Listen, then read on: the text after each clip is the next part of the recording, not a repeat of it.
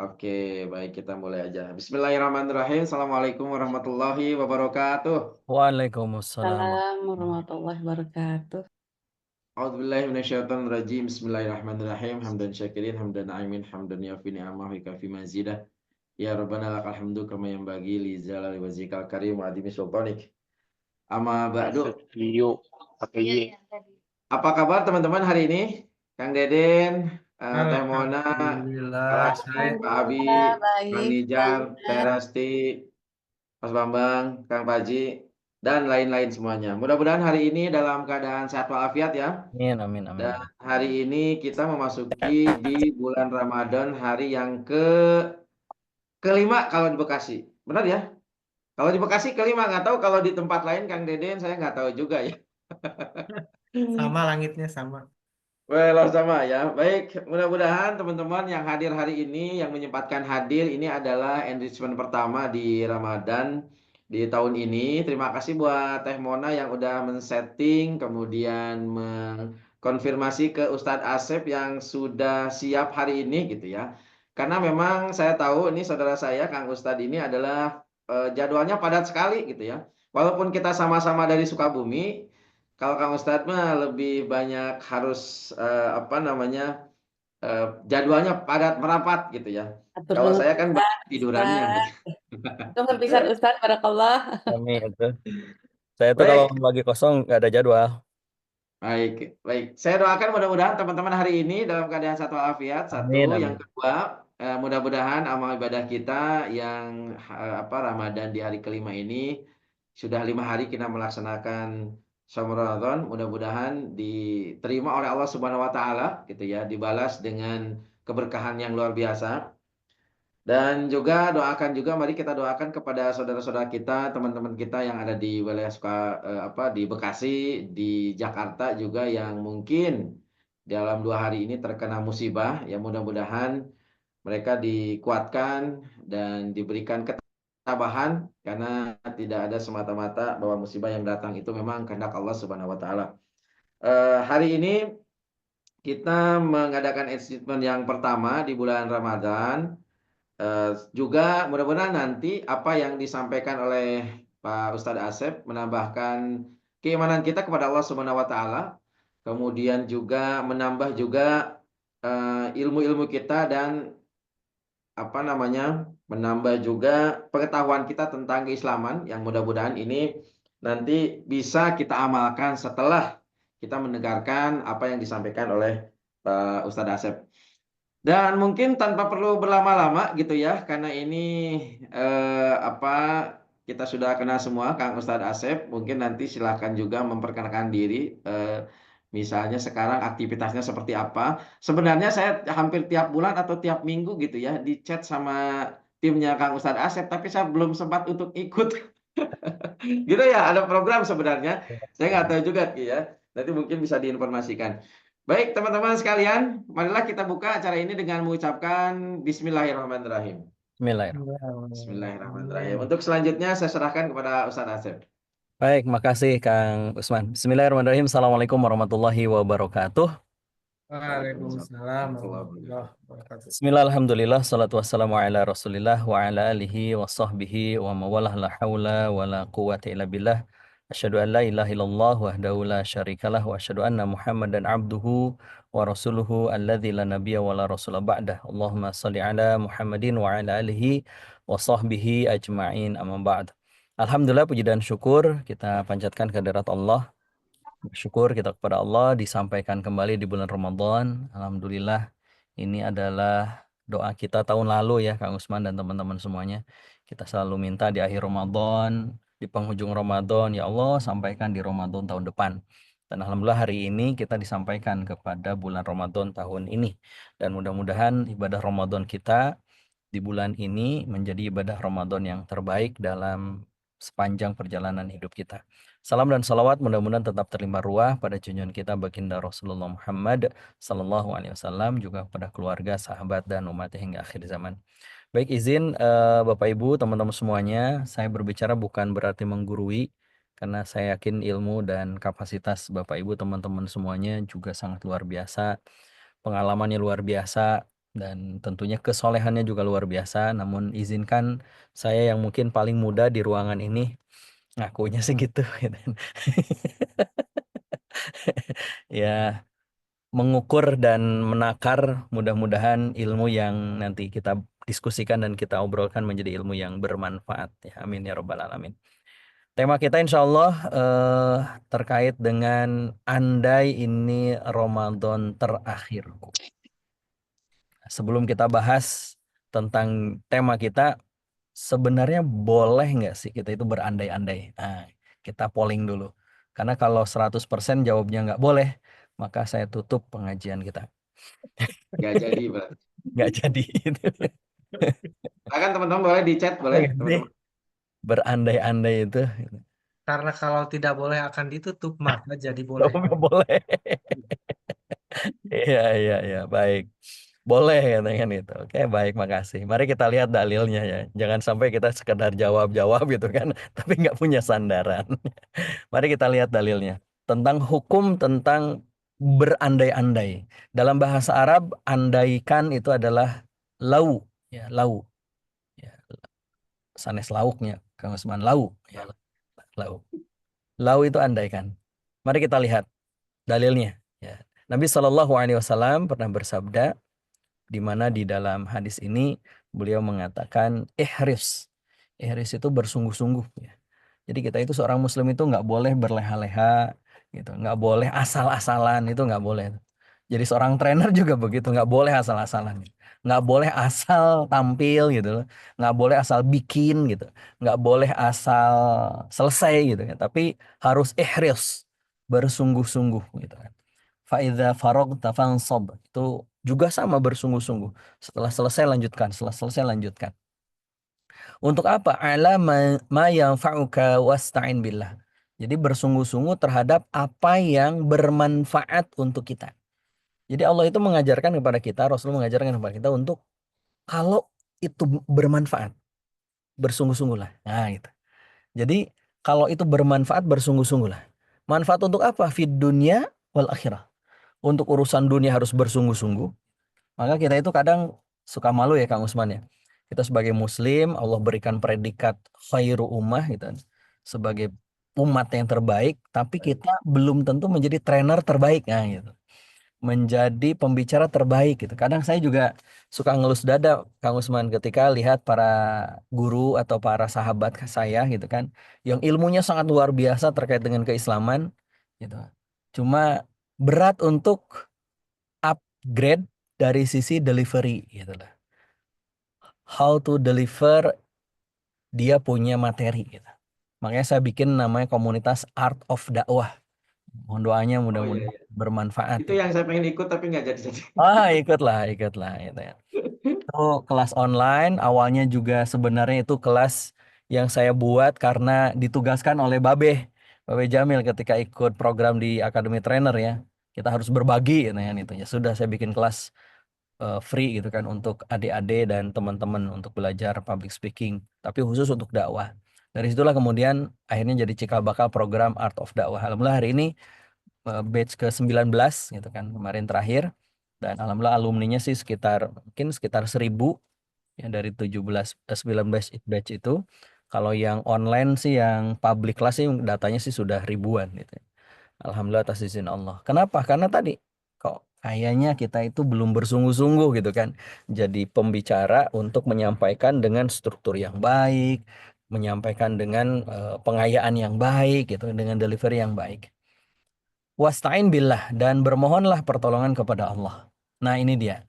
Wala ta'jizanna, dan janganlah kalian itu berkecil hati gitu.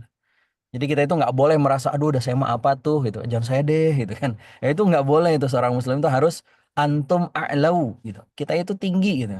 Dan kita itu hebat itu di sisi Allah Subhanahu wa taala. Wa in asabaka syai'un. Nah, ini dia. Jika terjadi sesuatu pada dirimu kata Nabi, fala taqul. Janganlah kamu mengatakan lau. Janganlah kamu mengatakan seandainya. Lau anni fa'altu kadza lakana kadza wa kadza. Jadi kata Nabi, kalau tertimpa sesuatu, janganlah kalian mengatakan seandainya, andaikan, andai kata. Nah, itu.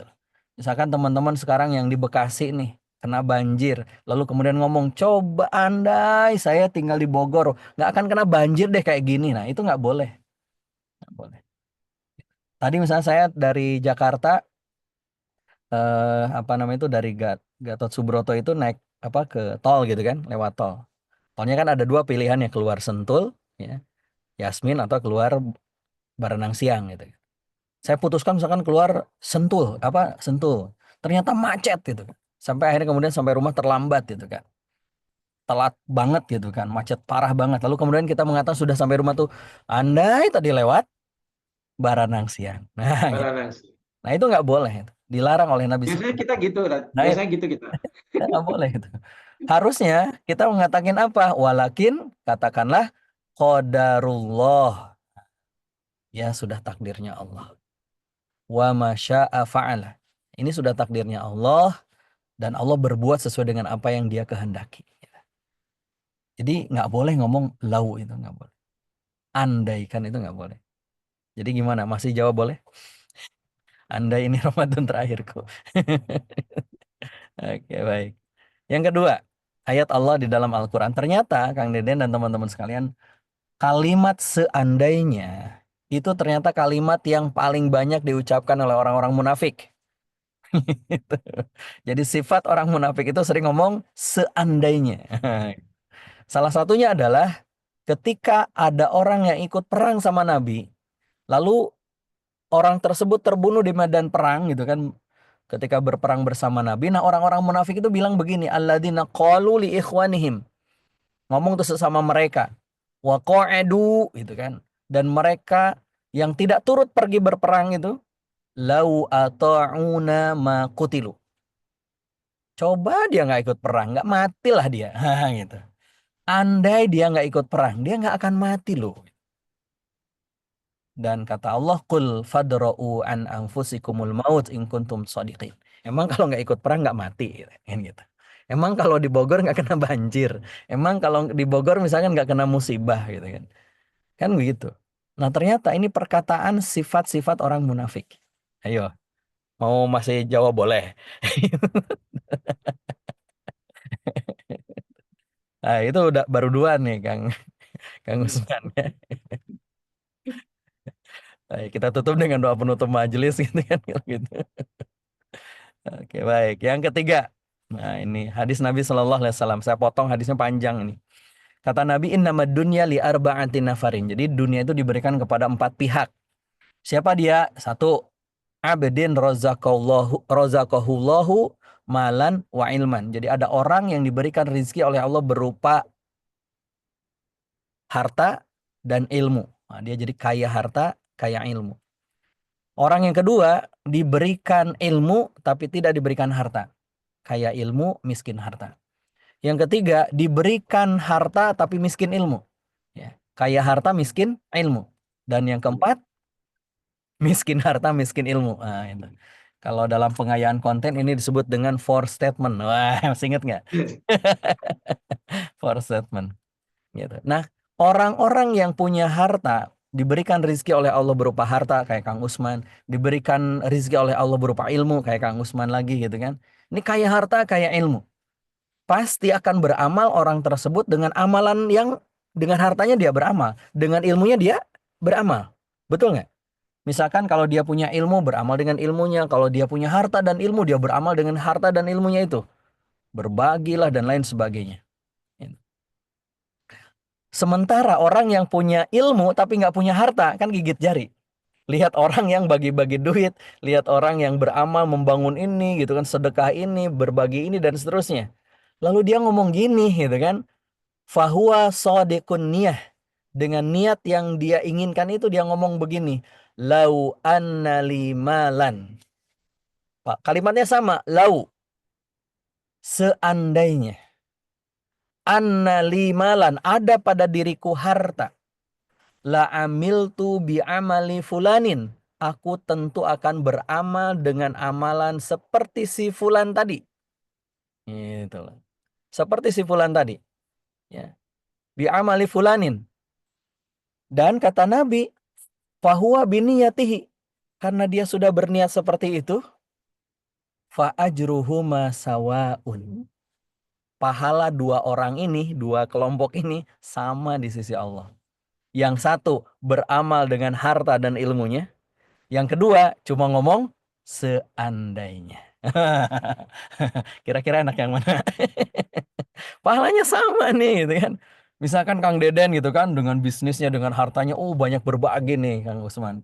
Lalu kemudian saya gigit jari gitu, ya Allah, andai saya juga punya harta kayak Kang Deden, saya juga bisa deh kayak gitu kan. Saya bisa juga seperti itu. Nah, pahala saya dengan Kang Deden itu sama apa? Sama tuh. Gitu. Hanya ngomong lau gitu. Seandainya gitu. Jadi kalau begitu boleh atau enggak? Boleh dong kalau gitu. Boleh. Tadi katanya nggak boleh. Nggak konsisten gitu kan itu. Iya betul. Iya. Maka berarti sebenarnya boleh dan tidaknya itu tergantung konteks. Nah, gitu kan. Konteksnya apa? Kalau konteksnya lau itu terhadap sesuatu yang sudah terjadi, ya sudah kejadian gitu loh. Sudah terjadi saya tinggal di Bekasi misalkan. Sudah terjadi saya terlambat nyampe rumah gitu. Sudah terjadi misalkan orang tua wafat gitu. Maka kita tidak boleh berkata seandainya ayah masih ada. Seandainya tadi lewat Baranang Siang. Seandainya saya tinggal bukan di Bekasi gitu. Seandainya saya bukan orang Indonesia gitu kan. Nah, itu. Dan sebagainya lah pengandaian-pengandaian seperti itu. Maka itu nggak boleh. Kenapa? Karena pasti itu dengan dalam rangka mempertanyakan takdirnya Allah. Betul nggak? Ada rasa tidak apa? Tidak terima gitu loh. Atas apa yang menjadi keputusannya Allah. Gitu. Nah, dalam konteks seperti itu nggak boleh. Tapi dalam konteks yang belum terjadi, nah, gitu. Dan biniyatihi, niatnya untuk kebaikan, maka perkataan lau atau seandainya itu bukan hanya boleh, tapi jadi pahala. Gitu, jadi pahala. Maka kalau begitu, andai ini Ramadan terakhirku, termasuk yang boleh atau yang enggak? Nah, gitu. Boleh, kan belum Boleh. kejadian. Betul sekali. Belum kejadian, boleh. Dan niatnya pasti niat kebaikan kan? Kenapa? Karena sesuatu yang diberikan statement terakhir, nah, itu pasti beda. Contoh misalkan, Nabi itu memerintahkan kepada kita, kata Nabi, idza qumta fi sholatika fasholli sholata muwaddi'. Jadi kata Nabi, kalau kamu itu bangkit untuk sholat, ya, maka sholata muwaddi', maka sholatlah seperti sholat muwaddi', perpisahan. Namanya perpisahan berarti nggak ketemu lagi dengan sholat. Gitu. Sholat terakhir. Maka ketika kita ada dalam benak kita, ini sholat terakhir gitu lah. Seandainya ini sholat terakhir, kira-kira sholatnya benar atau enggak? Khusyuk atau enggak? Nah, gitu. Khusyuk. Khusyuk pasti. Nggak mungkin tuh sambil sholat ngitung duit gitu. Itu nggak mungkin. Sambil sholat itu nyari duit itu nggak mungkin. Kenapa? Karena bisa jadi kita itu kalau itu yang terakhir, itu nggak mungkin kepikiran yang lain gitu. Tapi karena kita nanti juga ada sholat lagi, nanti sholat lagi, nanti juga sholat lagi. Akhirnya apa? Sholat kita jadi biasa aja. Allahu Akbar. Ngitung duit kita itu. Tadi belanja tuh bawa duit 100.000, beli bubur 5.000. Jadi ngitung duit tuh lagi sholat gitu. Sambil nyari 20.000-nya tadi di mana ya? Gitu. Sambil nyari-nyari duit itu. Kenapa? Karena kita nggak merasa bahwa itu bisa jadi yang terakhir. Coba, kalau misalkan nih, teman-teman, Bapak Ibu yang dimuliakan oleh Allah, Anda dapat satu kesempatan ngisi training di satu perusahaan besar. Lalu kemudian Allah bilang, Usman, ini kali terakhir kamu ngisi training. Besok kamu wafat. Besok kamu aku panggil. Aduh, coba gimana itu kan itu. Nggak mungkin kita itu ngisi trainingnya biasa aja. Ini pasti yang terbaik. Ini karir terakhir saya gitu kan. Saya akan persembahkan yang terbaik gitu. Sama seperti halnya kalau misalkan kita di bandara gitu. Lalu kemudian muncul pengumuman panggilan terakhir pada para penumpang gitu. Apalagi kalau sudah disebut namanya kepada Bapak Deden. Nah, gitu. Oh, kalau udah disebut, oh itu sudah deg-degan kita itu gitu. Pertanyaannya, kalau sudah dipanggil seperti itu, masih sempat nggak kita ke toilet? Masih sempat nggak kita beli oleh-oleh? Masih sempat nggak kita melakukan yang lain? Enggak, tuh bergegas kita. Kenapa? Ini terakhir. Dalam hubungan kita dengan orang juga begitu. Kita dengan pasangan terjadi sebuah konflik, lalu kemudian pasangan kita mengatakan, Mas, ini kesempatan terakhir. Kalau Mas ulangi lagi, wah itu udah berarti ancaman tuh. Maka kan bisa saja ini menjadi Ramadan terakhir. Pertanyaannya, sudah siapkah jika ini menjadi Ramadan terakhir kita? Padahal ini sangat mungkin dan bisa terjadi. Coba aja Bapak Ibu teman-teman semuanya. Kira-kira ada nggak sih orang yang tahun lalu kita masih bareng dia di Ramadan, sekarang sudah nggak ada? Gitu. Anak saya mengalami hal itu. Ramadan tahun lalu ketika mudik ke Sukabumi, tiba-tiba H-min berapa itu ya? Min 3 atau min berapa? Saya lupa. Amin 3. Ya. Amin 3 ya. Yang kecelakaan itu ya Nah, temennya. betul. Kecelakaan di tol mana? Cikampek. Ya. Yang tabrakan kebakar sampai meninggal 11 atau 12 orang. Ternyata salah satu penumpang yang meninggal itu adalah teman sekelas, teman seangkatan anak saya di sekolah. Betapa cepat gitu kematian itu. Tahun lalu ibunya masih bersama di awal Ramadan. Akhir Ramadannya sudah berpisah dengan anaknya. Kakaknya dan juga bibinya meninggal dunia. Gitu. Kita juga begitu. Nggak ada jaminan gitu. Bisa jadi saya juga ini menjadi pertemuan terakhir saya dengan Kang Usman gitu. Karena bisa jadi Kang Usman duluan menghadap Allah. Saya belakangan gitu. Atau sebaliknya, saya yang belakangan, Kang Usman duluan, saya nggak tahu kan itu. Taruh akeh hati-hati itu. Sama ini gitu. Tapi itu kan bisa terjadi gitu lah. Bisa Iya, terjadi. iya. Nah, kadang perasaan nanti juga ketemu lagi gitu. Itu yang membuat kita itu jadi tidak bersungguh-sungguh gitu. Kenapa? Karena masih ada peluang diperbaiki gitu loh. Padahal peluang diperbaiki itu belum tentu ada gitu. Makanya ketika kita ngisi training pun belum tentu ada batch kedua gitu. Belum tentu nanti diundang lagi. Belum tentu nanti ketemu lagi. Maka karena belum tentu ketemu, berikanlah kesan terbaik. Seakan-akan itu menjadi pertemuan terakhir kita dengan mereka. Kan begitu. Sehingga Allah mengajarkan kita bahwa itu yang harusnya di Ramadan. Persembahkan menjadi Ramadan yang terbaik karena memang kita diperintahkan oleh Allah untuk mempersembahkan amal yang terbaik. Allah SWT berfirman dalam Al-Quran. Tabarakalladzi biyadihil mulku wa huwa ala kulli syai'in qadir. Alladzi khalaqal mauta wal hayata liyabluwakum ayyukum ahsanu amala. Yang Allah minta itu adalah ahsanu amala. Amal yang terbaik. Amal yang paling baik. Bukan amal yang banyak. Tapi yang baik. Karena yang banyak belum tentu baik. Tapi ketika kita melakukan yang baik, OTW harus banyak gitu lah. Insya Allah harus banyak.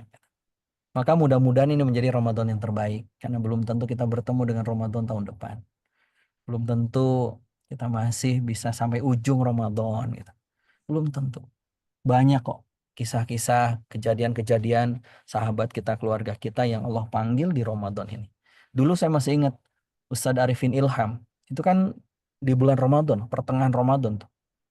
Beliau dipanggil oleh Allah SWT. Saya pulang dari Jakarta ngisi kajian zuhur. Kajian berbuka saya lupa ya. Pokoknya ya zuhur, kajian zuhur. Ketika pulang tiba-tiba dapat kabar ketika di kereta itu. Saudara Arifin Ilham meninggal. Kaget kita. Perasaan kemarin masih ngisi ceramah gitu kan. Kemarin perasaan masih ngisi kajian gitu. Begitulah usia. Jadi maka kenapa andai ini Ramadan terakhirku harusnya menjadi pelecut kita untuk mempersembahkan yang terbaik. Termasuk kita sebagai seorang trainer gitu. Nggak ada jaminan kita itu akan bertemu lagi dengan klien-klien berikutnya. Makanya kata Nabi, innamal a'malu, lanjutkan. Ayo. Binia. Innamal a'malu Iya. bil khawatim. Nah, Oh, salah. Salah gede. nggak salah. Beda mention aja gitu lah. Kalau innamal a'malu binniyat, sesungguhnya amal itu tergantung niat. Tapi kalau ini karena berkaitan dengan terakhir gitu loh. Innamal a'malu bil khawatim. Sesungguhnya amal itu tergantung ujung. Makanya disebut dengan husnul khotimah itu, khawatim itu terakhir, gitu. Dan kita nggak tahu kapan batas akhir usia kita. Yang bisa kita pastikan adalah apa pilihan kita. Maka kalau kita pilihannya terbaik, maka Allah akan takdirkan kita mati dalam kondisi amal terbaik.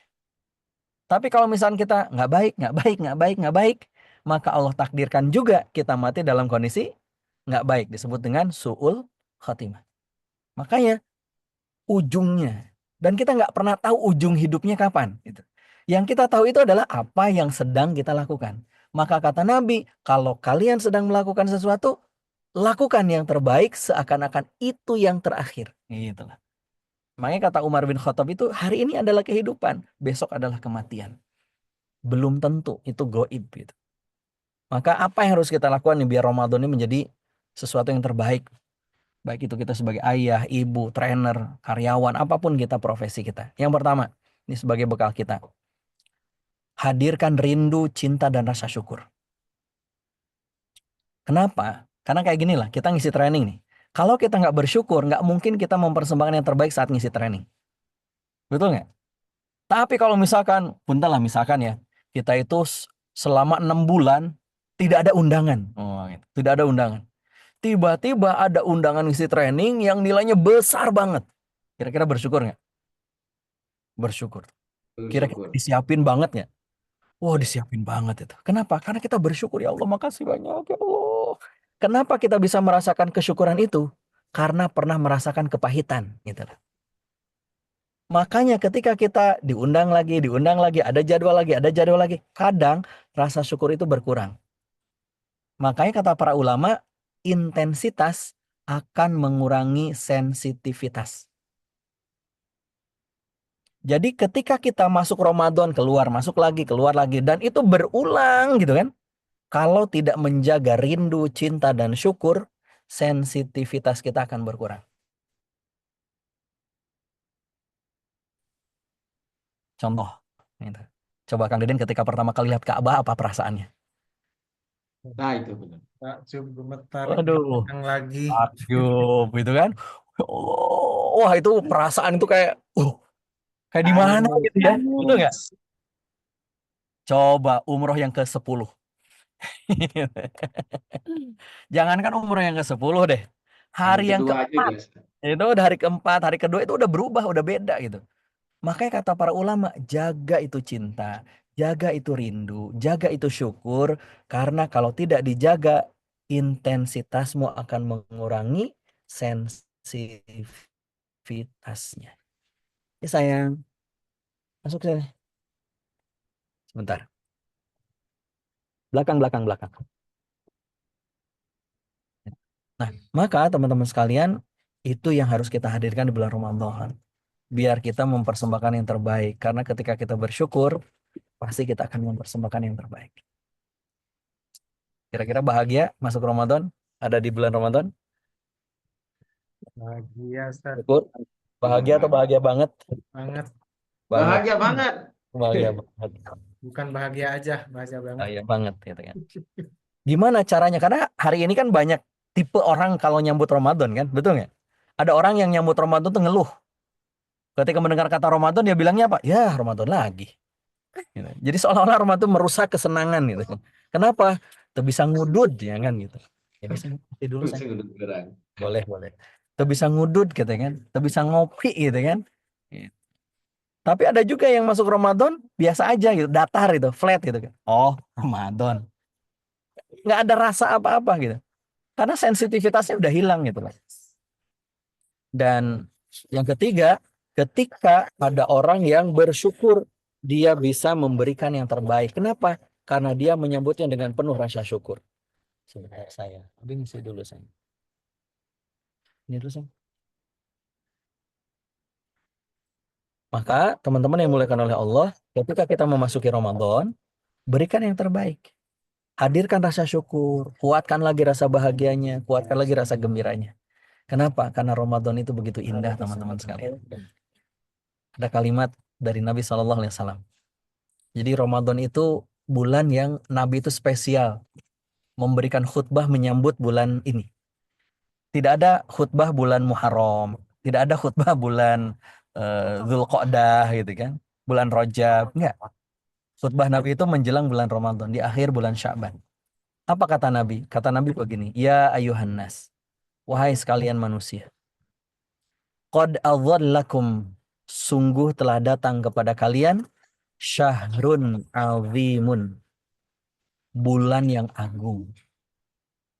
Azim, Bapak Ibu teman-teman semuanya, kita sujud, kita ruku, itu doa kaitan dengan puji Allah yang maha subhanallah, suci Allah.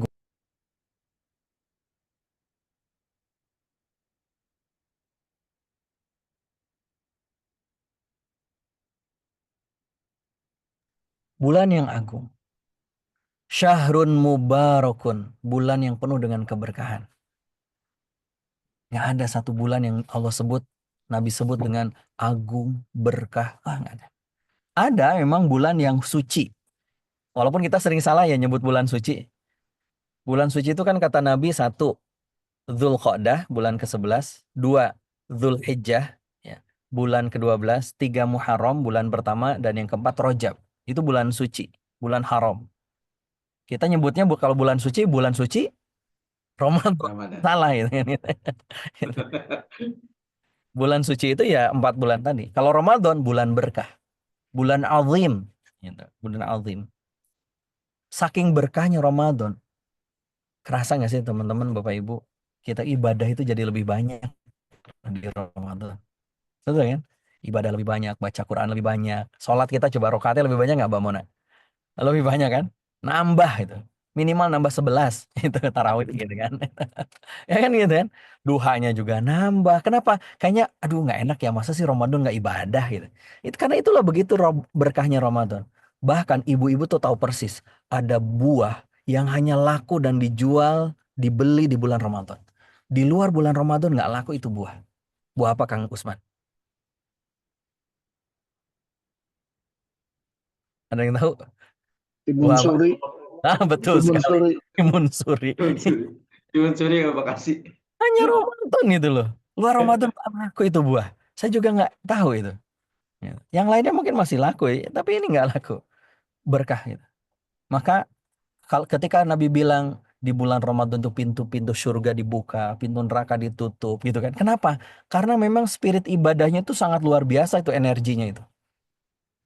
Jadi vibes-nya itu keren banget Ramadan itu. Beda dengan bulan sebelumnya atau setelahnya. Coba aja kalau sudah Syawal itu kan beda lagi. Balik lagi tuh vibes-nya gitu kan. Ya, ya. Syahrun fihi, kata Nabi, lailatun khairum min alfi syahr. Dan bulan di mana ada satu malam yang lebih baik daripada 1000 bulan. 1000 bulan itu kan kalau dibagi 12 jadi 83, sekian. Artinya kalau kita dapat tuh malam itu lebih baik dari 83 tahun kita beribadah. Saking mulia. Dan itu hanya ada di Ramadan. Malam itu hanya ada di Ramadan. Nggak ada di bulan yang lain. Ja'alallahu siyamahu faridatan. Dan Allah jadikan puasa orang beriman di bulan Ramadan itu jadi wajib. Di bulan yang lain nggak ada puasa wajib. Nggak ada. Ya kan? Saum Daud yang tiap bulan pun tetap sunnah. Senin Kemis tetap sunnah. Pertengahan bulan tetap sunnah.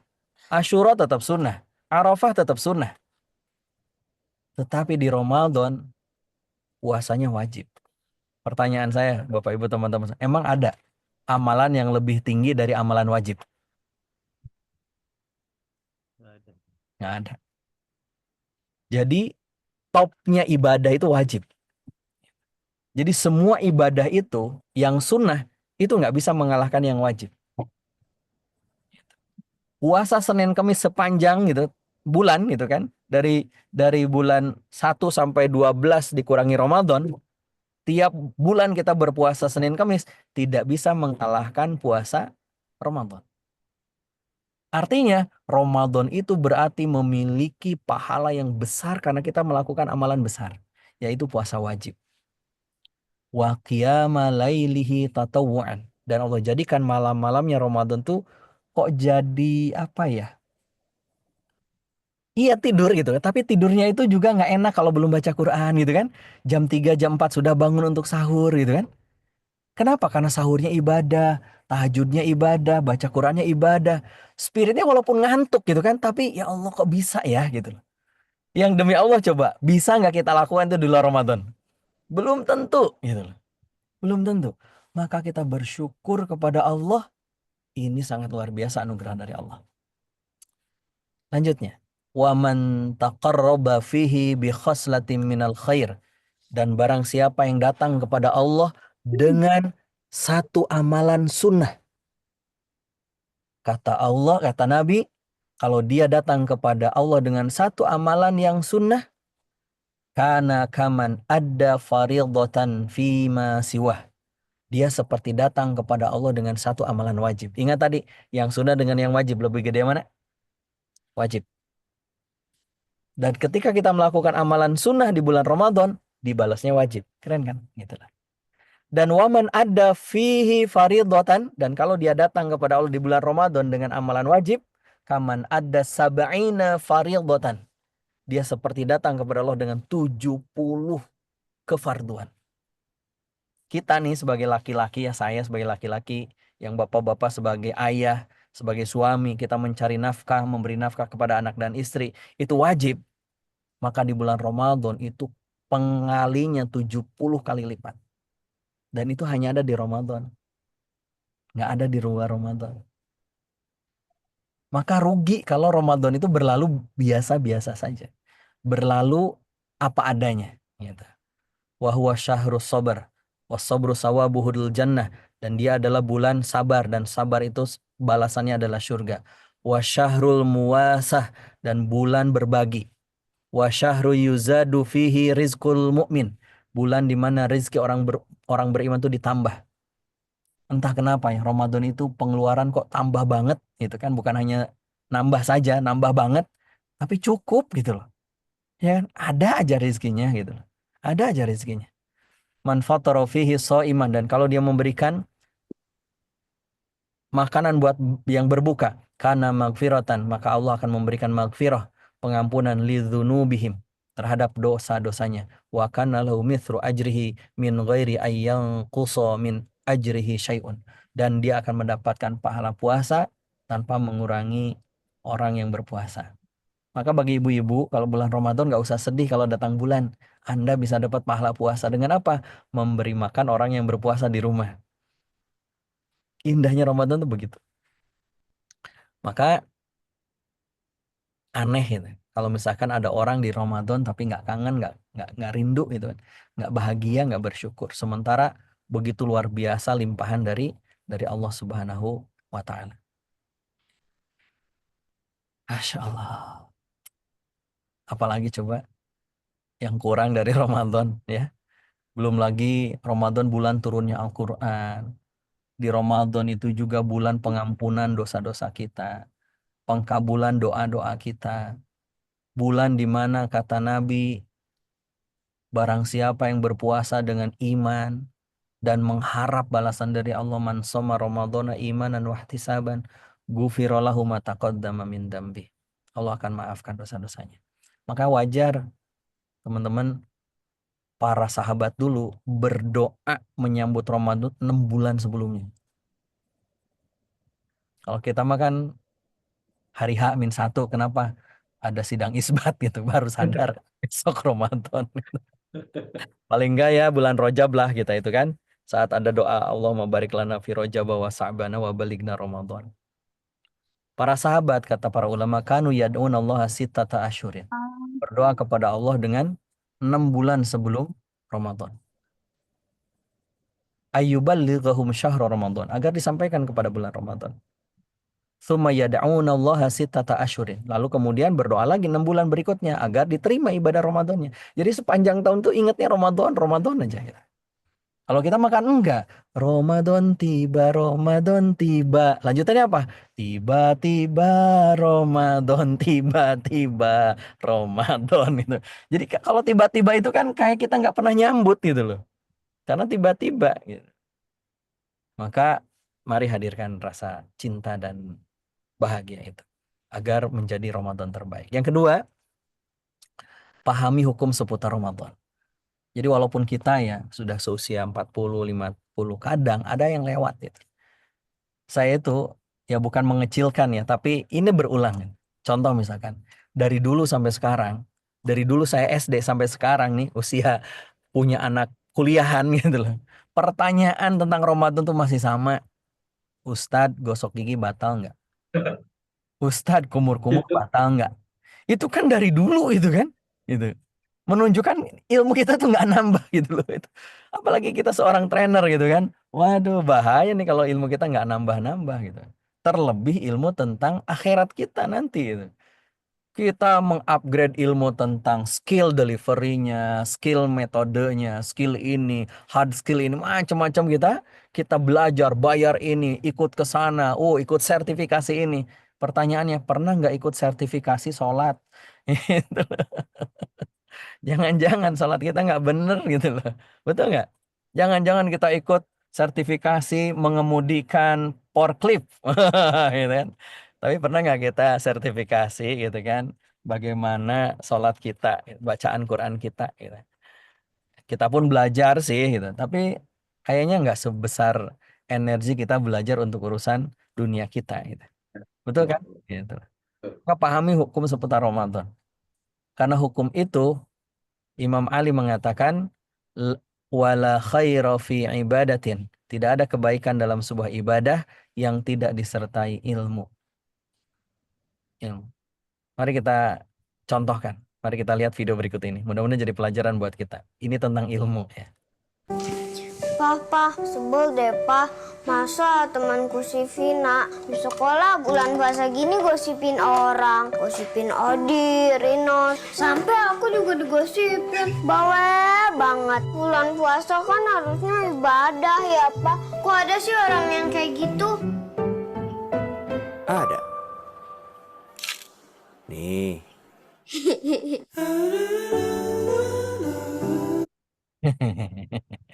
Ya kan? Kadang kita itu menjaga gitu kan diri kita dari makan dan minum, tapi tidak menjaga lisan kita dalam berucap. Padahal itu fikih Ramadan, gitu. Fikih Ramadan. Fikih yang bisa membatalkan pahala Ramadan kita, pahala puasa kita. Kata Nabi Shallallahu Alaihi Wasallam, "Malam yada' qaula zur." Barang siapa yang tidak meninggalkan perkataan dusta, bahkan dia justru melakukannya, maka kata Nabi, "Falaisa lillahi hajatun." Allah itu nggak butuh fi ayyada'a ta'amahu wa syarabahu, dari rasa kita menahan lapar dan hausnya, menahan makan dan minumnya. Nggak butuh Allah itu. Makanya Nabi juga mengatakan laisas siyam, bukanlah berpuasa dari menahan makan dan minum. Sebenarnya puasa itu bukan itu. Tetapi berpuasa itu adalah innamas siyam, sesungguhnya siam itu minal lagwi warrofathi, adalah berpuasa dari kata-kata yang jorok dan kata-kata perbuatan yang tidak ada manfaatnya. Bahkan di dalam hadis yang lain Nabi menjelaskan lebih detail lagi. Khamsun, ada 5 tuh yang membatalkan siyami, soim ya, perpuasa kita. Orang-orang yang berpuasa. Apa itu? Yang pertama ghibah. Ngomongin orang. Ya tadi tuh anak kecil itu. Oh, apa ada teman aku gini dia tuh bawel banget. Kan nggak bulan puasa nggak boleh ngomongin orang kan Pak, itu kan ghibah Pak, itu kan dosa Pak gitu kan. Tanpa terasa sebenarnya yang sedang dia ceritakan adalah dirinya sendiri gitu. Tapi nggak usah, ibu-ibu itu senang berkumpul Ustaz, bukan ghibah sebenarnya. Terus ngapain? Mengumpulkan informasi Ustaz. Cek, udah tahu belum Cek? Itu loh si ini gitu. Itu bukan gibah kan Ustaz, itu sedang mengumpulkan informasi, memvalidasi gitu kan. Informasi gitu kan. Sarwa keneh gitu kan. Sama. Gibah tuh. Itu bisa membatalkan pahala. Puasanya nggak batal, tapi pahalanya batal. Wan namimah, mengadu domba. Al-kadzib, berdusta, berbohong. Wan nadhru bisyahawat, memandang dengan syahwat. Baik itu aurat maupun bukan aurat.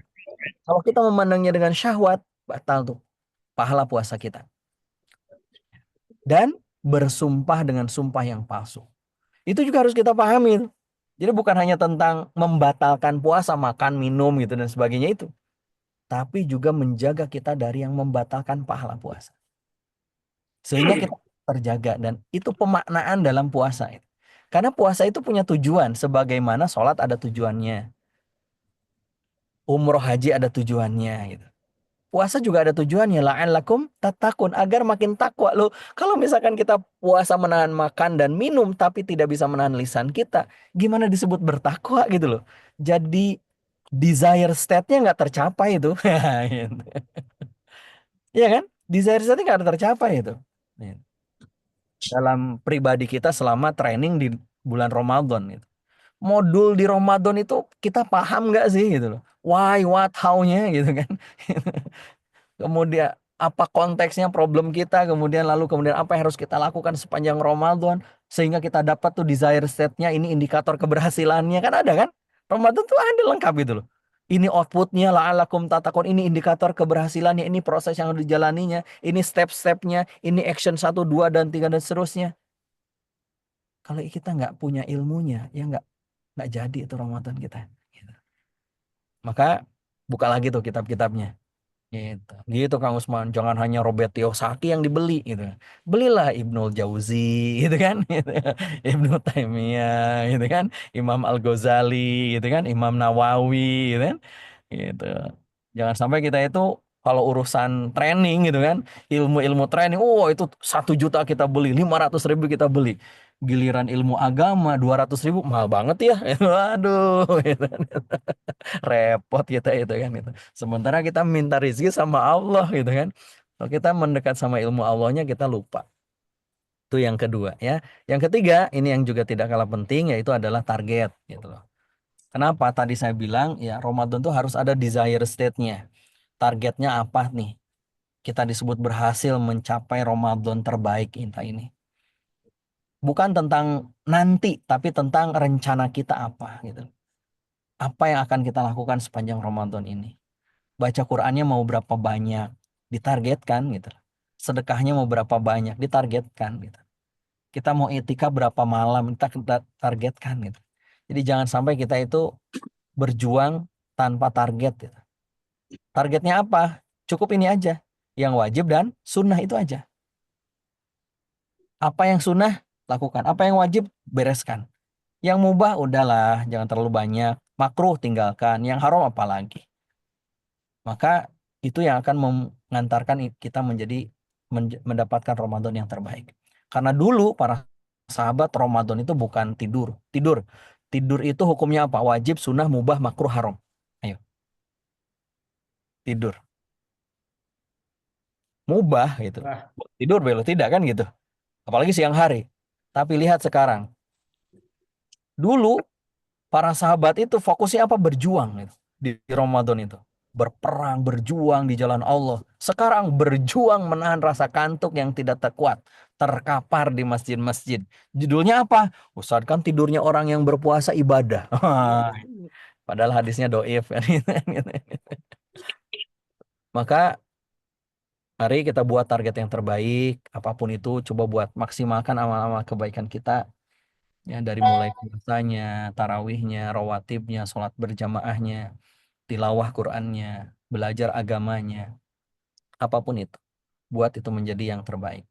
Karena kalaupun kita tidak sampai pada penghujung Ramadan, kalau kita sudah meniatkan itu, menuliskan target itu, membuat target itu, mudah-mudahan itu dicatat oleh Allah sebagai amalan yang sempurna. Sebagaimana sabda Nabi Shallallahu Alaihi Wasallam. Barang siapa yang naik ke atas ranjangnya, sedang ia telah berniat untuk bangun melakukan qiyamul lail, salat malam. Namun dia tertidur, bablas tuh bangun-bangun subuh. Kata Nabi, maka ditulis baginya pahala apa yang dia niatkan. Maka kalau kita mentargetkan, insya Allah Ramadan tahun ini khatam 2 kali Al-Quran itu. Walaupun misalnya kita hanya ternyata 1,5 kali, Allah catatnya 2 kali. Gitu. Insya Allah sedekah saya tiap hari 100.000. Ternyata ada yang lewat gitu kan, nggak sampai 100.000, nggak sampai misalkan 3 juta gitu kan. Allah tetap catat itu sebagai amalan yang sempurna. Mudah-mudahan teman-teman semuanya, mudah-mudahan ini adalah Ramadan yang terbaik, dan mudah-mudahan kita bisa mempersembahkan yang terbaik di bulan Ramadan, sehingga pun ketika Allah memanggil kita sudah mempersembahkan yang terbaik. Wallahu a'lam bishawab. Assalamualaikum warahmatullahi wabarakatuh. Waalaikumsalam warahmatullahi wabarakatuh. Kasih aplaus dulu teman-teman buat Ustaz Asep. Waduh ya. Ini saya merasa ditampar bolak-balik gitu ya. Tadi sama Ustaz, kalau buku Robert Kiyosaki, Kotler Marketing gitu ya, dibeli, tapi kitab-kitab yang lain nggak dibeli. Benar sih Ustaz itu. Benar banget gitu ya. Baik, teman-teman, silakan kalau ada mau pertanyaan, mungkin boleh open mic dulu, boleh, atau di chat juga boleh. Mangga, silakan. Kang Deden mungkin ada pertanyaan. Boleh di luar konteks ya Ustadz ya? Mangga, insya Allah. Ya. Mungkin Kang Deden mau nanya tentang zakat mal gitu ya. Ya siapa tahu. Saya tuh ingin bertanya tentang trik-triknya atau tipsnya ya. Yang disampaikan itu kan apa ya istilahnya familiar banget gitu ya. Tapi kadang-kadang suka susah gitu meraktekinnya gitu aja. Tad gimana caranya? Ya. Kalau tips dari saya sih, Kang Deden, satu, ini saya belajar dari Kang Usman nih. Allahumma paksain. Nah, itu dulu. Kita itu harus berani memaksa diri kita sendiri. Gitu. Untuk melakukan rencana itu. Yang kedua, kalau baca bukunya siapa tuh? Yang Habits ya. Kita itu harus melakukan habitual action yang dicacah dari yang kecil dulu itu. Ketika kita sudah dawam yang kecil, maka naikin lagi. Terus begitu gitu. Kenapa kita sering tidak tuntas? Karena kita tergoda untuk langsung gede. Contoh misalnya baca Quran. Kita pingin satu hari satu juz, gitu, one day yang one juz. Tapi itu langsung dihantam, dihajar satu kali duduk satu juz.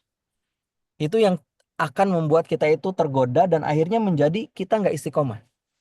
Padahal kata Nabi, lakukan yang kecil-kecil. Gitu. Yang penting istiqomah, gitu kan. Semastaqim itu kan. Maka kalau saya lebih baik tiap 2 jam berhenti 5 menit, gitu loh. Tiap habis sholat berhenti duduk 5 menit, gitu.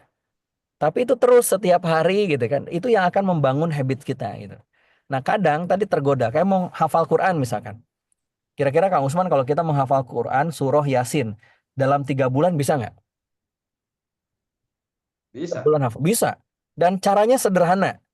1 ayat 1 hari. Bisa nggak? Bisa. Gitu. 1 ayat 1 hari. Lalu praktekin gitu. Misalkan hari pertama. Kan Yasin itu kan 83 ayat ya kalau nggak salah ya. 83 ayat. Berarti kan 83 hari. Hanya kurang dari 3 bulan tuh. Maka hari pertama Yasin. Udah, jangan tergoda menjadi wal Qur'anil azim. Nah gitu. 1 ayat dulu aja gitu. Lalu praktekin gitu. Nah kadang kita itu kan gitu kan. Ngapalin tapi nggak pernah dipraktekin gitu. Kalau kita misalkan ngapalin surah Yasin, udah. Nanti ketika kita sholat duhur, ba'da duhur, bacanya surah itu. Allahu Akbar. Waladhdallin. Fatihah kan? Amin. Bismillahirrahmanirrahim. Yasin. Karena ini hari pertama, sudah istiqomah dulu 1 ayat. Lalu ruku. Nah iya kan itu. Nanti hari kedua baru nambah. Yasin. Wal Qur'anil Hakim. Ruku. Kalau kita bisa bertahan dengan yang kecil-kecil tadi itu, insya Allah kita akan mudah melakukan yang besar. Gitu loh. Kenapa? Karena kalau bahasanya mielin kita itu sudah terlatih gitu. Terus kayak olahraga lah gitu kan. Kayak fitness gitu kan. Coba dihantam langsung 2 jam itu. Teler gitu kan itu. Ambruk gitu. Itu yang kalau dari sisi baca Quran. Yang lain juga sama. Dengan cara apa? Salah satu untuk kita menjaga istiqomah itu melakukannya tipsnya dengan berbagi. Ini caranya misalnya saya nih. Saya berbagi ilmu yang tadi. Itu kan di pikiran saya kan. Kalau kata Pak Indra kan harusnya jangan sampai jadi bumerang kan ilmu kita itu. Diamalin atau enggak. Semakin kita menyampaikan, semakin terikat dengan apa yang disampaikan. Kenapa kita tidak terikat dengan ilmu itu? Karena nggak pernah menyampaikan ilmu itu gitu loh. Coba disampaikan ilmu itu tentang baca Quran aja misalkan. Sampaikan sama anak kita. Nah, mulai sekarang di Ramadan tiap hari baca Quran. Habis maghrib baca Quran, habis subuh baca Quran. Nanti kalau kita nggak baca Quran, diingetin sama anak kita. Papa, belum baca Quran. Iya ya. Gitu. Jadi ada warning gitu kan. Kenapa? Karena kita nyampein gitu.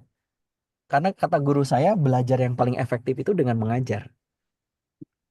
Jadi saya ngajar itu bukan berarti saya udah bagus, udah baik, enggak. Ini cara saya untuk jagain saya sendiri gitu. Nah, gitu sih Kang Deden. Siap. Nah, masing-masing mungkin punya triknya ya, tipsnya itu. Nuhun, Pak Kang Ustadz. Mas Amin. Baik, Pak Ustadz, ini saya menyambung tadi yang disampaikan Pak Ustadz Asep, bahwa kita itu menyampaikan, menjaga supaya kita juga bisa melakukan gitu ya. Tapi terkait tadi di awal disampaikan ada hadis yang menyampaikan bahwa janganlah kamu sekali-kali bersikap lemah, tadi kan ada ya. Nah, pertanyaannya begini. Terkadang kita kalau mau menyampaikan bahwa ilmu kita masih sedikit, hafalan kita masih juga cetek gitu ya. Contoh misalnya saya dipinta untuk menyampaikan sesuatu di majelis taklim. Sementara saya menguasainya di dunia perselesan, di dunia voklipan, tapi saya dipinta untuk sama jamaah. Pertanyaannya gini, terkadang kita akan merasa bahwa ilmu kita belum cukup nih untuk menyampaikan sesuatu. Terkhusus untuk ilmu agama ya Ustadz ya. Kalau ilmu yang lain mungkin bisa, tapi untuk ilmu agama terkadang begini. Kita berpikiran bahwa hafalan gua aja belum bagus gitu ya. Kenapa mau menyampaikan? Dan itu terkadang juga akan menjadi bumerang ketika dalam tanda kutip ada audiens, ada apa gitu kan. Sekarang kan audiens atau netizen ada pintar-pintar gitu ya, baru tahu segitu aja ya, elah baru menyampaikan. Nah, itu tuh kadang-kadang kita terdistract atau terganggu sama sikap-sikap yang seperti itu. Nah, gimana cara menyikapinya Ustaz? Biar saya itu maju aja walaupun ayatnya cuman tahu ya apa namanya ya ayyuhalladzina amanu kutiba alaikumusiyam dan sebagainya gitu, satu ayat gitu. Itu Ya. itu. Baik, makasih. Betul, makanya kemudian sampaikan sesuai dengan kapasitas kita. Gitu loh. Kalau kapasitas kita satu ayat ya sampaikan satu ayat gitu loh. Kalau kapasitas kita satu surah, sampaikan satu surah gitu loh. Kenapa? Karena menunjukkan itu adalah agama kita. Jadi jangan berarti kemudian aduh, saya kan nggak paham agama loh. Terus selama ini kamu beragama dengan apa gitu loh. Kalau kamu nggak paham gitu loh. Terus selama ini kamu ngamalin apa gitu loh. Makanya kemudian ketika kita menyampaikan agama itu adalah sebenarnya pecut gitu kan buat kita. Iya ya, aku ini kan umat beragama. Masa umat beragama tapi nggak paham agamanya gitu loh. Maka dengan begitu kita akan terdorong untuk belajar gitu. Bukan berarti lantas ilmunya Kang Usman itu tidak bermanfaat untuk agama. Enggak, Kang. Ilmu antum itu manfaat banget. Ini kan ilmu tentang forklift, Kang Asep, sales gitu kan. Loh, kan bisa dipakai buat sales sin Al-Quran gitu loh. Gimana caranya ya biar orang itu lebih tertarik dengerin Quran? Gimana ya caranya biar orang itu mau datang ke pengajian? Coba pakai ilmu salesnya Kang Usman gitu loh. Bisa nggak? Kan harusnya bisa gitu loh. Toh sama-sama ada sesuatu yang dijual. Yang satu dijualnya forklift gitu kan. Yang satu dalam tanda petik kan agama gitu loh. Saya dalam petik ya, bukan berarti menjual agama ya. Kan begitu gitu. Maka saya juga begitu gitu. Kalau misalkan melihat background, saya itu bukan lulusan pesantren gitu loh. Saya itu lulusan teknik mesin gitu loh. Kalau ada yang baru tahu gitu. Saya teknik mesin. Hobi saya desain gitu. Nggak ada hubungannya gitu loh. Tapi karena saya belajar, akhirnya apa yang saya pelajari kan nggak boleh dipendem gitu loh. Iya kan? Itu yang pertama. Apa yang kita pelajari nggak boleh disimpan, harus dibagikan. Yang kedua, justru ketika kita menyampaikan akan mendorong kita untuk belajar lagi. Kang Usman misalkan, ketika ngajar forklift, tiba-tiba klien punya jenis baru forkliftnya. Apakah Kang Usman akan bilang, aduh maaf ya, saya nggak bisa ngajar, belum menguasai. Diem. Enggak kan? Kang Usman akan bilang, ya mohon maaf saya sekarang belum bisa, tapi sebulan lagi saya insya Allah bisa. Kenapa? Saya mau belajar dulu. Saya mau pelajari dulu sistemnya, apa namanya itu SOP-nya dan sebagainya. Artinya yang tidak kita tahu itu karena kita mau ngajar nggak tahu nih. Ini mendorong kita jadi belajar kan gitu. Karena kita merasa itu perlu. Nah, dalam hal kita menyampaikan agama, kadang tidak seperti dalam hal kita menyampaikan training keperluannya. Gitu loh. Kenapa kalau dalam menyampaikan training kita bela-belain belajar? Oh, karena ini kan duit Ustaz, ini nih loh, gitu loh. Masa kita ngajarin tapi kita nggak punya ilmunya gitu. Justru agama juga begitu. Masa kita sudah beragama, sudah menikmati hidayah Allah, sudah menikmati kita beribadah, tapi nggak mau berbagi nikmatnya beribadah, nikmatnya beragama kepada orang lain. Maka sampaikanlah sesuai dengan kapasitas kita. Gitu loh. Kalau misalkan kita nggak paham ilmu hadis, ya jangan nyampein ilmu hadis, Kang Usman. Saya juga begitu. Ketika misalkan, Kang Asep tolong dong, bisa nggak ngajar tentang tafsir? Aduh, saya bukan ahli tafsir. Saya nggak paham gitu. Ilmu saya tentang tafsir itu, ya Allah, nggak banget itu. Maka saya akan mencoba, boleh nggak temanya ini? Bukan saya menolak, tapi saya mengukur kapasitas saya. Gitu loh. Kalau misalkan mau tetap tafsir, ini ada teman saya, beliau ahli tafsir. Monggo silahkan, beliau sangat pakar. Saya juga masih belajar sama beliau gitu. Jadi bukan berarti kita tidak mau menyampaikan gitu. Gitu Kang Usman sih kalau menurut saya ya. Sehingga kita jadi terdorong untuk belajar. Kayak kita makan bakso, kalau enak itu pasti direferalin gitu. Diceritain gitu. Kemarin enak loh Kang Asep ya. Makan di sini loh. Bener banget, enak banget. Loh, terus beragama nggak pernah mau gitu. Pernah nggak sih kita ngomong, Bapak Ibu, sebenarnya sholat itu nikmat banget. Ternyata dekat dengan Quran itu indah banget loh Bapak Ibu sekalian. Belajar Quran itu ternyata enak banget. Belajar Islam itu ternyata Masya Allah menenangkan hati loh Bapak Ibu sekalian. Kan cukup dengan begitu kan. Ngajak orang untuk sama-sama belajar gitu loh. Karena kita juga punya keterbatasan gitu. Loh kalau misalnya, aduh gimana ya. Jangan-jangan kita sendiri juga nggak pernah menikmati gitu. Nggak pernah nikmat ibadah, nggak pernah nikmat belajar. Islam nggak pernah nikmat dalam beribadah gitu. Itu juga introspeksi juga buat kita. Wallahu a'lam bishawab. Siap, siap. Baik, atur nuhun Ustaz. Ini ngomong-ngomong tentang sholat, ya tadi nikmatnya sholat. Ada pertanyaan dari Pak Bambang Indarto nih kayaknya ya. Entah masih ada atau enggak ya. Pak Bambang masih ada? Jangan lagi siap-siap mau ini ya, mau pulang dari kantor. Nah pertanyaannya, bagaimana agar sholat kita bisa khusyuk dan tidak terdistrak menurutnya, ya terganggu lah kita pikiran-pikiran yang lain. Nah, gimana Ustaz? Gimana caranya biar ketika kita ngisi training, delivery kita fokus, tidak terdistract dengan gangguan istri, gangguan anak, gangguan kantor. Gimana? Kan gitu kan? Berarti kan persiapannya harus mantap kan itu. Kita siapin segala rupanya. Ketika kita mengisi training pun berarti hadir penuh pikiran kita, hati kita, jauhkan dari yang bisa mendistract saat kita ngisi training. Apa itu? Handphone kita lah, di silent dan sebagainya. Sholat juga begitu gitu.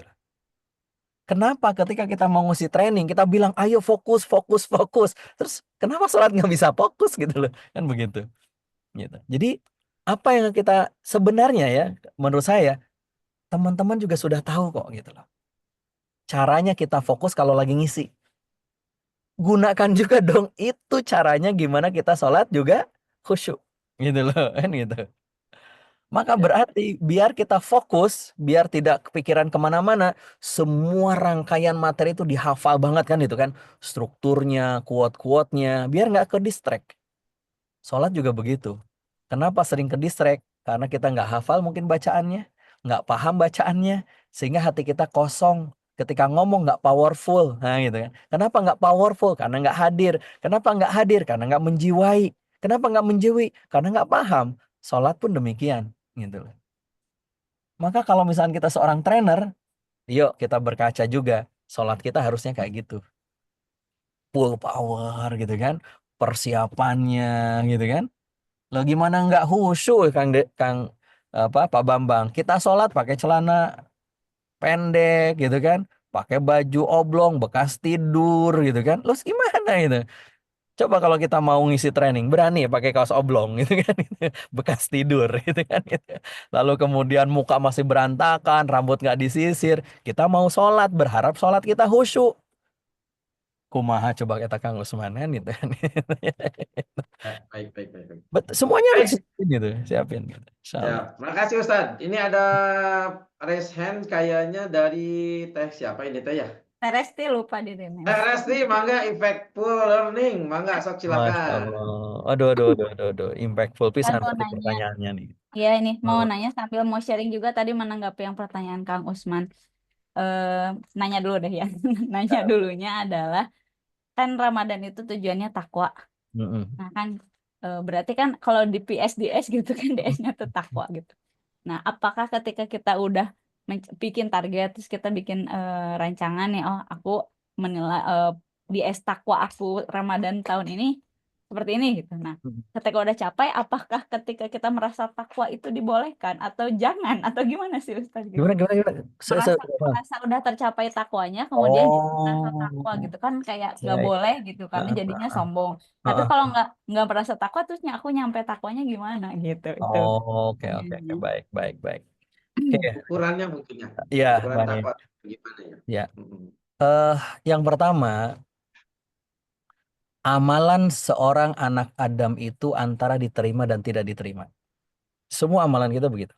Di antara diterima dan tidak diterima. Makanya harus selalu ada rasa harap dan khauf. Roja dan khauf. Harap dan takut. Harap, la'alla. La'alla itu semoga. Jadi bukan otomatis kita puasa lantas takwa. Itu yang pertama. Makanya kita Al-Quran menggunakan kata la'alla. Semoga. Harapan. Gitu loh. Sehingga kita penuh harap. Minta subhanallah, ya Allah, mudah-mudahan Ramadan tahun ini mengantarkan saya menjadi orang yang bertakwa. Yang kedua juga harus ada rasa khauf. Jadi balance gitu. Apa itu? Rasa takut. Ya Allah, maafin hamba jika selama ini sombong dengan amal-amal hamba, jika selama ini hamba terlalu memikirkan manusia, selama ini hamba terlalu sibuk dengan dunia, selama ini hamba begini dan seterusnya. Sehingga ya Allah, ibadah hamba sering nggak khusyuk, maafin hamba ya Allah. Jadi harus selalu ada di situ. Sehingga orang-orang yang berada di antara dua sifat ini, dia tidak akan sombong ketika tercapai, dan dia tidak akan berputus asa ketika tidak tercapai. Gitu ya. Jadi harus balance di antara dua sifat itu. Sehingga ketika PSDS-nya kan ya memang tidak saklek seperti kita training ya. Kenapa? Karena takwa itu ukurannya sangat panjang dan lebar ya, tidak bisa diukur dengan hitungan kertas gitu. Misalkan derajat A itu nanti ada derajat A plus dan seterusnya gitu kan. Mungkin sekarang kita sudah mencapai, pertanyaan khusyuk nggak? Tingkat khusyuknya pun berapa persen dan sebagainya gitu. Dan ukuran-ukuran itu kan banyak ukuran-ukuran yang sifatnya goib. Ya, goib itu maksudnya tidak bisa kita lihat. Ya. Coba sholat kita tadi diterima nggak sama Allah? Kan nggak tahu gitu. Gitu. Tapi kita hanya bisa mengukur dari sisi ikhtiar kita. Apakah secara syarat rukunnya tercapai atau tidak? Hati kita bagaimana itu bisa kita ukur. Itu ya Teh Resi. Jadi selalu harus ada di antara dua itu. Sehingga kalau misalnya merasa bahwa sudah tercapai loh, alhamdulillah gue sudah berhasil loh gitu kan. Itu sombong. Itu dosa besarnya di situ. Itu yang menjadikan Ramadannya jadi terhapus gitu karena kesombongan itu. Jadi berarti tidak bertakwa kalau masih ada titik sombong. Allahu a'lam. Tadi apa yang mau dikomentarin dan ditambahkan? Oh ya, nuhun, Ustaz, kebayang ya. Jadi betul ya. Iya juga ya, jadi kayak kan ya itu kayak perasaan pengen mencapai sesuatu, tapi kalau udah mencapai sesuatu bagaimana supaya nggak jadi sombong karena si target ini tercapai gitu. Oh ternyata ya itu ada harap dan takutnya. Nah Kang Usman itu Resti mau cerita kayak Resti juga kan kayak merasa ilmu agama nggak seberapa ya Kang. Tapi karena ketika udah belajar sesuatu kemudian ngamalin sedikit terus menyampaikan tadi yang kata Ustadz Asep jadinya betul terikat gitu, terikat masa aku udah ngajak orang terus aku nggak ngamalin sampai akhirnya kan ada Resti bikin kelas 3AM Club ini gitu, kelas bangun jam 3 subuh itu kan salah satunya cari teman awalnya nyari teman terus nyampein oh aku tahu nih keutamaan bangun tahajud tuh apa gitu dan sebagainya sehingga ada orang yang kemudian terinspirasi terus mau ikutan. Masya Masa Allah. kan udah ngajakin, udah sharing terus Tapi nggak bangun itu. nggak jadi belajar dan nggak jadi ngamalin gitu kan. Akhirnya malah jadi jadi ke bawah gitu. Sekarang sampai 14 batch kan. 14 batch teh jadi kayak jadi makin belajar gitu tentang tahajud yang asalnya cuman sekadar oh tahajud tuh waktu mustajab doa gitu. Tapi kemudian jadi belajar ada apa di tahajud teh, ada doa yang di apa dianjurkan kan, terus ada keutamaan apa. Jadi betul kata tadi setuju banget pas Ustaz Asep bilang ketika kita menyampaikan kita akan terikat untuk mengamalkan tuh kayak wah itu kerasa pisan gitu. Jadi sedikit we yang disampaikannya mah sesuai kapasitas tapi yang penting aku juga melakukan gitu. Kalau nanti gitu jadi sharing sedikit gitu Kang. Jadi ayo sharing aja gitu. Siap menyimak. Siap. Mantap, Teh Resti, mantap. Nuhun, Kang. Ini Kang Usman nggak usah pakai peci, nggak perlu. Pakai helm biasanya saya. Nah, Kang Usman pakai jubah, pakai sorban gitu loh, kayak udeng-udeng. Baik, teman-teman masih ada waktu kurang lebih 10 menit lagi. Boleh kalau ada yang mau bertanya lagi atau mau sharing, mangga silakan.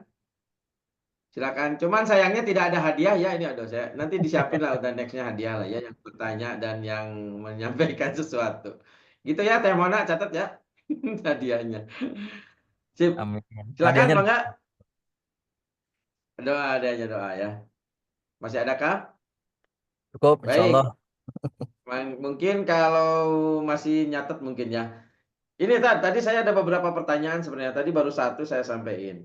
Yang terakhir, bukan yang terakhir ya. Ini ada lagi pertanyaan dari saya nih khususnya. Tadi kan ada hadis yang menyampaikan bahwa hadis atau apa tadi saya lupa. Bahwa tidak ada kebaikan dalam Oh, ibadah Imam tanpa Ali, ilmu. Imam Ali. Oh, Imam Ali kata Ali ya, kata Ali. Bahwa tidak ada kebaikan dalam ibadah tanpa ilmu. Nah, maksud tanpa ilmu ini apakah kita melakukan kebaikan terus kita nggak apa harus tahu dalilnya dan lain sebagainya. Jadi kebaikan ini diukurnya dari segi mana gitu. Baik. Terkadang dalam tanda kutip, ini baik, tapi nggak sesuai dengan sunnah gitu ya. Banyak orang yang berpikir seperti itu tuh. Oh ini Ya. baik nih, oh skill baik gitu ya.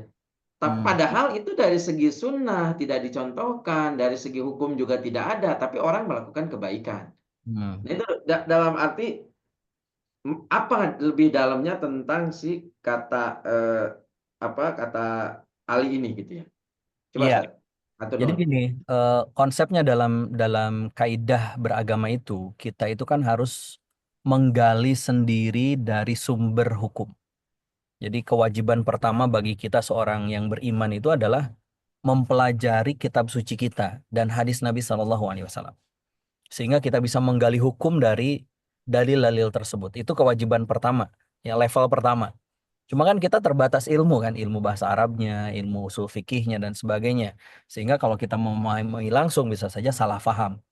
Maka kita belajar dan berguru kepada orang yang dipercaya gitu kan, keilmuannya dan seterusnya. Kenapa? Karena ketika kita beramal ibadah, dalam Al-Quran yang tadi saya bilang dalam surah Al-Mulk itu kan, alladzi khalaqal mauta wal hayata liyabluwakum ayyukum ahsanu amala. Ahsanu amala itu kata para ulama syaratnya dua. Satu, ikhlas. Kedua, benar. Karena walaupun ikhlas tapi nggak benar, itu tertolak. Gitu. Atau benar tapi nggak ikhlas, itu tertolak. Nah, ikhlas dan benar itu perlu ilmu. Gitu. Contoh misalkan, pernah ke Jabal Rohmah, Kang Usman? Jabal Rahmah yang di mana ya? Oh yang Arafah, itu di ya, Arafah, di pertemuan Arafah. Adam Hawa. Ya, Ya. Adam dan Hawa. Ya. Pertanyaan, kenapa orang Indonesia datang ke sana bawa spidol lalu nulis? Gitu kan? Nulis. Saya nggak nulis Usman, karena waktu itu. oh nggak nulis. Kirain ya ada tulisan Usman itu Kang Usman gitu kan. Kami di Winarsih. Itu. Siti Wawan gitu kan. Ya. Kenapa? Karena mereka berharap nih kalau nulis di batu sini atau nulis di Jabal Rahmah keluarga kita langgeng. Itu kan beribadah, beramal tanpa ilmu itu begitu gitu. Bukan hanya tidak diterima, bahkan bisa mengantarkan kepada kemusyrikan yang berujung kepada tertolaknya ibadah kita yang lain. Gitu. Maka semua ibadah itu perlu ilmu. Nah, ilmu itu pada kapasitas apa? Satu, statusnya. Halal, haram kalau benda. Kalau perbuatan, wajib, sunnah, mubah, makruh, dan haram. Maka kita sebagai seorang muslim wajib belajar hukum itu. Gitu. Wajib tahu. Gitu. Wajib tahu. Yang kedua, naik level lagi. tahu dalilnya. Nah, itu. Jadi tahu dalil itu Kak Usman itu level berikutnya. Oke. Level berikutnya. Tahu dalilnya. Yang ketiga itu lebih tinggi lagi. Tahu cara menggali dalilnya. Gitu. Jadi tahu dalil belum tentu bisa menggali dalil gitu. Karena bisa jadi gitu kan dalil yang sama ketika dipahami jadi salah gitu. Ketika cara memahaminya salah gitu. Jadi ada kaidah-kaidah disebut dengan kaidah usul fikih, ada kaidah-kaidah usuluddin gitu kan, bagaimana usul-usul ilmu-ilmu yang berkaitan dengan hal tersebut. Minimal bagi kita itu satu tadi, tahu ini halal haram. Nah gitu. Yang kedua, tahu dalilnya. Nah gitu. Baru kemudian kalau mau naikin lagi levelnya yang lain-lain gitu. Tapi minimal 2 level itu minimal di situ. Jadi tergantung kebutuhan kita. Tapi minimal paling minimal ya kita harus tahu dulu hukumnya. Status hukumnya. Benda ini halal atau haram. Ya, perbuatan ini masuknya wajib, sunnah, mubah, makruh atau haram. Gitu. Misalkan kita misalkan berdoa di rumah bareng keluarga. Kan ada statusnya wajib, sunnah, mubah, makruh atau haram. Kan itu. Kita nggak bisa menggali sendiri, tanya sama orang yang memahami itu. Kalau mau lebih dalam lagi, bandingkan dalil-dalil pendapat-pendapat. Karena bisa jadi ini urusan fikih, ada perbedaan pendapat. Gitu loh. Kayak misalkan sholat tarawih, mau yang 11 atau 23. Lo masing-masing punya dalil gitu. Selama masih punya dalil, berarti itu masih masuk ke dalam manhajnya Nabi. Gitu loh. Kenapa? Karena dua-duanya ada dalilnya. Dua-duanya ada panduannya. Tinggal mana yang mau kita ambil. Gitu. Gitu Kang Usman. Baik, hatur nuhun Ustaz. Siap, mantap ya.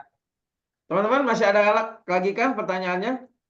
Sebentar saya cek dulu. Oh, menjelang buka di EKN. Oh, mangga. EKN udah ada, emang udah buka. Wah, beda.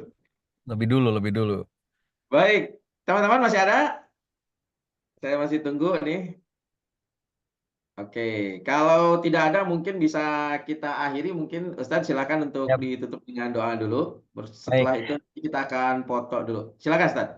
Bismillahirrahmanirrahim. Mari kita tutup dengan doa. Allahumma sholli ala sayyidina wa habibina syafina ya maulana Muhammad wa sallim radhiyallahu tabaraka an kulli sadatina rasulillahi ajmain.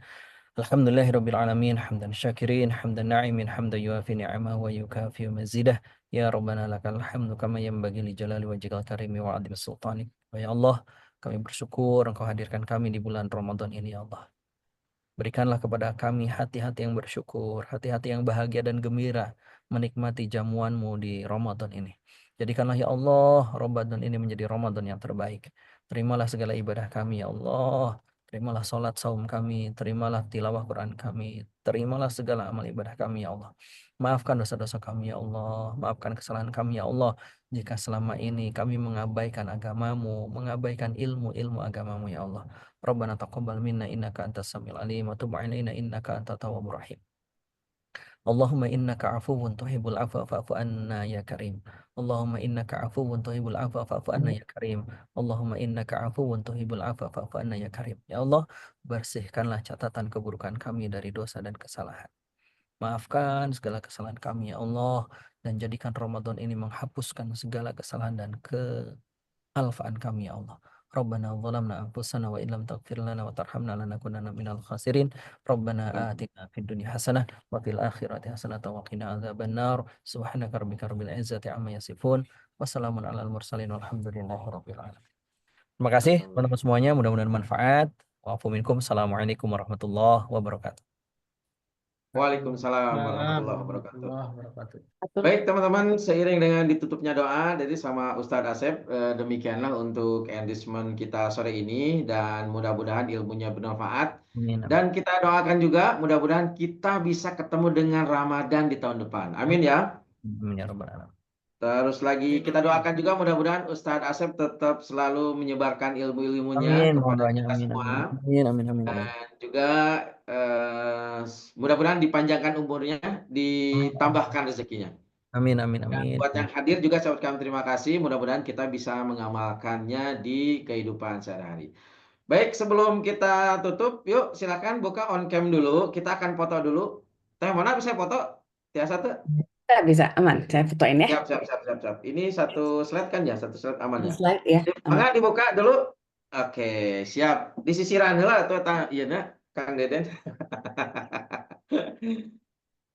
Sip, mangga. Langsung ya. Oke, 3, 2.